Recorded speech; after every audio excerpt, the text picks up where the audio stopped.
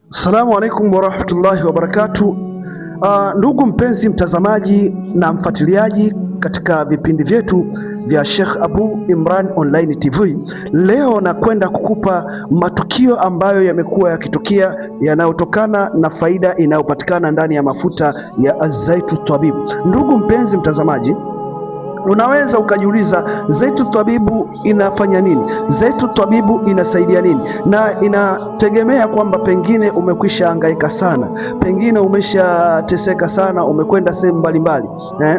Ndugu mpenzi mtazamaji, tumesema Zaitu Tabibu kwanza, katika moja ya sifa zake ni kuondosha uchawi uliopo katika miili ya wanadamu, lakini pia na wale mashaitani sugu waliopo katika miili ya wanadamu na wale ambao wanaosumbuliwa na kutemewa na vitu katika miili yao. Leo nataka niende nikakupa tukio moja ambalo liliotokea katika moja ya watu ambao waliotupigia simu katika wiki iliyoisha na kuweza kuhitajia dawa hii yetu hii ya Zaitu Tabibu.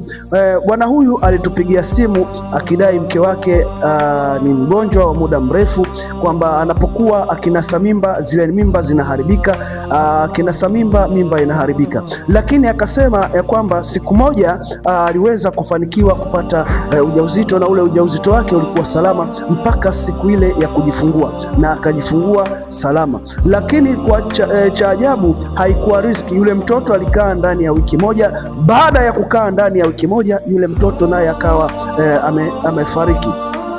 Yule bwana baada ya kusikiliza kwamba tunatangaza mafuta haya na kutokana na kuhangaika kwingi, akawa ametuelezea. Baada ya kutuelezea, tukajua pengine kuna tatizo, tukajua kwamba mke wake atakuwa na matatizo, na matatizo haya yatakuwa katika sehemu mbili, ima uchawi, ima mashaitani. Basi sisi tulimpa taratibu, tukamwambia ajipatie Zaitu Tabibu 3 ili tuweze kumpa maelekezo aende akatumie mke wake, na inshallah Mwenyezi Mungu atamsaidia. Basi yule bwana alitupigia simu. Baada ya kutupigia simu, tukawa tumemwagizia dawa zake, zikafika katika mkoa huu wa Tanga. Lakini baada ya kufika, tukampa maelekezo namna gani atumie mke wake. Baada ya kumpa maelekezo, ilikuwa majira ya saa 2 baada ya swala la Isha, kwa maana kwamba mke wake akaanza kutumia haya mafuta ya Zaitu Tabibu.